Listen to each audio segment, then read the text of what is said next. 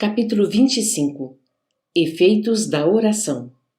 As luzes da prece inundaram o vasto recinto. Palpitava em tudo agora uma claridade serena, doce e radiante, muito diversa da luminosidade artificial. Os flocos radiosos que partiam de nós multiplicavam-se no ar, como se obedecessem a misterioso processo de segmentação, e caíam sempre sobre os corpos inanimados e enrijecidos, dando a impressão de lhes penetrarem as células mais íntimas. Eu estava boquiaberto.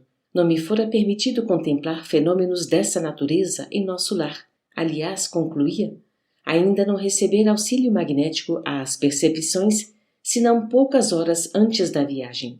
A claridade crescia e estendia-se em espetáculo prodigioso. Agora, porém, abandonáramos a atitude de recolhimento destinada à concentração de nossas próprias forças e emissão de energias vibratórias. Nossos corpos, todavia, continuavam envolvidos em vasto círculo irradiante. Prosseguindo, porém, o grande silêncio, notei que a luz da oração se fazia mais clara, mais penetrante. Comecei a ver, como no caso de Ana, que todos aqueles esqueletos misérrimos apresentavam núcleos de sombra além das máscaras mortuárias, núcleos que se mostravam dentro de formas variadíssimas. As bolhas luminosas caíam incessantemente, mas agora, como se fossem dirigidas por uma vontade inteligente, concentravam-se quase todas sobre as frontes imóveis. Então, pude observar o inaudito e inconcebível para mim. As múmias, porque não posso dar outro nome aos irmãos que dormem, começaram a dar sinais de vida. Alguns daqueles infelizes deixavam escapar gemidos angustiosos. Outros falavam em voz alta, dando conta dos pesadelos que os atormentavam, como sonâmbulos prestes a despertar. Muitos moviam os pés e as mãos, como a se esforçarem por fugir ao sono doloroso.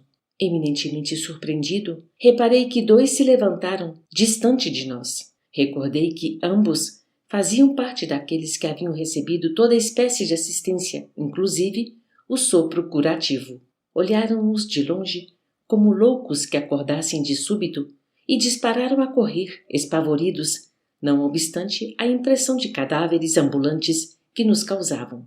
Admirado, verifiquei que ninguém esboçou a menor disposição de segui-los, e, quando me propunha instintivamente a fazê-lo, Alfredo deteve-me, exclamando: "Não se preocupe, eles seriam amargamente surpreendidos se fossem notificados agora de sua permanência longa entre verdadeiras múmias. Acreditam sonhar e é melhor assim. Não poderão fugir às nossas fortificações e voltarão a pedir socorro noutras dependências, a que serão recolhidos para adequado tratamento." Continuamos silenciosos mais alguns minutos e notei que as luzes se foram apagando gradativamente, ao passo que os cadáveres retomavam a imobilidade anterior.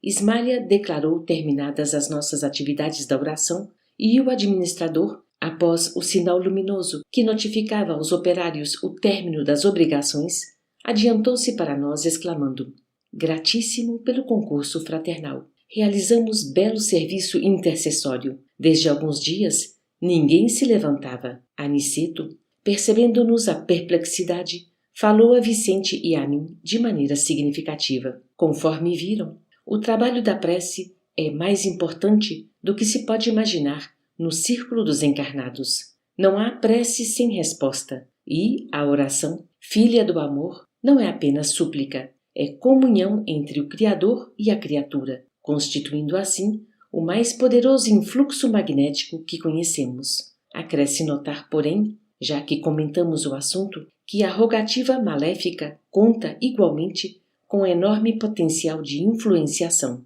Toda vez que o espírito se coloca nessa atitude mental, estabelece um laço de correspondência entre ele e o além. Se a oração traduz atividade no bem divino, venha donde vier, encaminhar-se-á para o além em sentido vertical, buscando as bênçãos da vida superior, cumprindo-nos advertir que os maus respondem os maus nos planos inferiores, entrelaçando-se mentalmente uns com os outros. É razoável, porém, destacar que toda prece impessoal, dirigida às forças supremas do bem, delas recebe resposta imediata, em nome de Deus.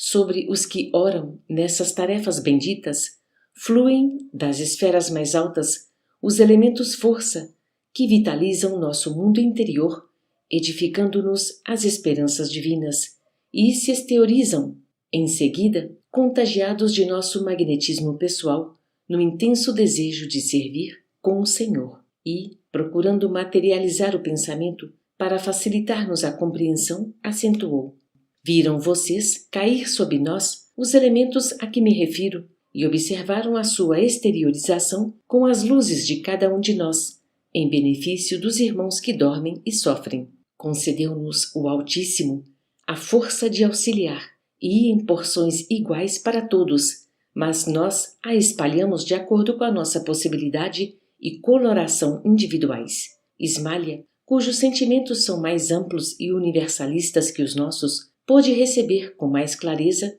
o auxílio divino e distribuí-lo com mais abundância e eficiência. Temos aqui uma profunda lição. Como já disse, o Pai visita os filhos necessitados através dos filhos que procuram compreendê-lo. Não poderíamos abusar do Senhor como abusamos no círculo terrestre dos nossos pais humanos. Não vive Ele ao sabor de nossos caprichos pessoais. Nunca poderia vir, em pessoa, enxugar o pranto do necessitado que chora, em consequência, aliás, do esquecimento das leis divinas. Compete ao necessitado caminhar ao reencontro dele. O Senhor, todavia, atende sempre a todos os seres humanos de boa vontade, por intermédio dos seres humanos bons, que se edificam na casa divina. Todos os nossos desejos e impulsos razoáveis são atendidos pelas bênçãos paternais do Eterno. Ainda que nos demoremos nas lágrimas e nas aflições, jamais permanecemos ao desamparo. Apenas devemos salientar que as respostas de Deus vão sendo maiores e mais diretas à medida que se intensifique o nosso merecimento, competindo-nos reconhecer que para semelhantes respostas são utilizados todos quantos trazem consigo a luz da bondade ou já possuem mérito e confiança para auxiliar em nome de Deus. As explicações de Aniceto abriram-me novos campos de meditação. O esclarecido instrutor, contudo, não dera por finda a lição e, depois de longa pausa, concluiu: já que vocês se encontram comigo num curso de serviço auxiliador, espero aproveitem o máximo ensinamento desta hora. Reparem que, nestes pavilhões, temos 1980 abrigados que dormem. Todos recebem diariamente alimento e medicação comuns, mas só 400 são atendidos com alimento e medicação especializados, por se mostrarem mais suscetíveis de justa melhora. Desses 400, apenas 2/3 se revelaram aptos à recepção de passes magnéticos. Muitos não podem receber, por enquanto, a água efluviada. Poucos foram contemplados com o sopro curativo e somente 2 se levantaram, ainda assim, profundamente perturbados. Já que iniciam um trabalho de cooperação fraternal, não esqueçam esta lição. Façamos todos o bem sem qualquer ansiedade. Semeemo-lo sempre e em toda parte, mas não estacionemos na exigência de resultados. O lavrador pode espalhar as sementes à vontade e onde quer que esteja, mas precisa reconhecer que a germinação, o crescimento e o resultado pertencem a Deus.